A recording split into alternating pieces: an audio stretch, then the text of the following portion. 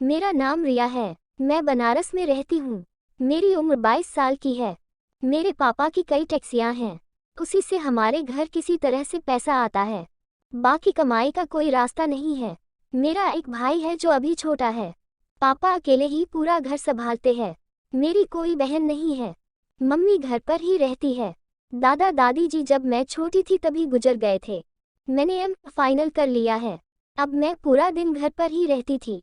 मेरे कॉलेज के लड़के मुझ पर मरते थे, लेकिन मुझे कोई पसंद ही नहीं आता था। कोई भी लड़का स्मार्ट ही नहीं था। किसी की हाइट छोटी तो कोई काला। इसी वजह से मेरी किसी लड़के से दोस्ती नहीं हुई। एक दिन की बात है, मेरे मोहल्ले का एक लड़का था जो काफी सीधा बनता था, कभी किसी लड़की की तरफ नहीं देखता था। मुझे वो बहुत पसंद था। मेरा घर उसके घर से लगभग 150 मीटर दूर था। मेरे मामा के यहाँ कोई पार्टी थी, तो मम्मी और मेरा भाई मामा के यहाँ चले गए थे। मैं और पापा घर पर ही थे। पापा भी कुछ देर बाद अपने काम पर चले गए। अब मैं अकेली ही घर पर थी।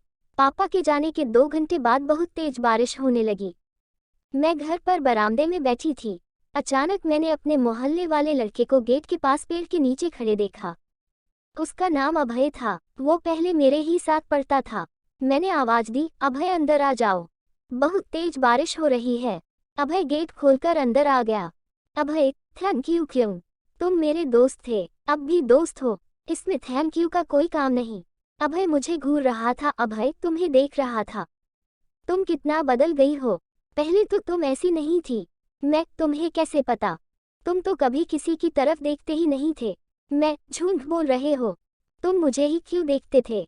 और भी लड़कियां थी, उन्हें भी तुम देखते रहे होंगे। अभय, झूठ नहीं बोल रहा। मैं सिर्फ तुम्हें ही देखता था। मैं, मुझे ही क्यों देखते थे? अभय फिल्मी डायलॉग में बोलने लगा। पता नहीं क्यों जब से तुमको देखा, पता नहीं कैसा लगा, लेकिन जब भी मैं तुम्हें नहीं देखता तो मुझे उस दिन अजीब लगता था। मैं अब भी तुमको देखता हूँ। मैंने कहा, ऐसा क्यों? अभय ने, पता नहीं। मैं चुपचाप बैठी थी। अभय ने कहा, तुम किसी से प्यार करती हो? मैंने कहा, हाँ। अभय, किससे? मैंने कहा, बता दूं। अभय का चेहरा लाल पीला हो रहा था। मैंने कहा, तुमसे। अभय की खुशी का तो ठिकाना ही नहीं रहा। अभय ने कहा, तो पहले क्यों नहीं बोल दिया? मैंने कहा, कभी देखते भी थे तुम मेरी तरफ। अभय और मैं दोनों लोग पास पास सटकर कुछ देर बाद बैठ गए। अभय ने मुझे अपनी बाहों में भर लिया। कहने लगा, जो मैं आज तक नहीं बोला किसी से वो मैं आज तुमसे बोलता हूँ। फिर अभय ने बोला, आई लव यू। मैं भी खुशी से अभय को बाहों में भरकर लव यू टू बोलने लगी। अभय ने मुझे लिया। मैं मन ही मन खुश हो गई। मैंने भी अभय को लिया। इस तरह से हम दोनों ने शुरुआत की। अभय शर्मा रहा था, लेकिन मुझे वो चीज के लिए बेचैनी होने लगी। मैं अभय की गोद में बैठ गई। अभय मुझे कस के पकड़ लिया। बारिश खूब तेज हो रही थी। किसी के आने का कोई डर नहीं था। हम दोनों बरामदे में ही स्टार्ट हो गए थे। अभय को मैंने भी पकड़ लिया। मुझे बहुत मजा आ रहा था। वो करते करते अभय की हिम्मत बढ़ रही थी। मैंने कहा, कुछ भी करो, आज से मैं तेरी हो गई। लेकिन मेरे पड़ोसी के घर का कोई ना देख ले हमें, इसलिए मैं अभय के साथ अपने रूम में चली आई।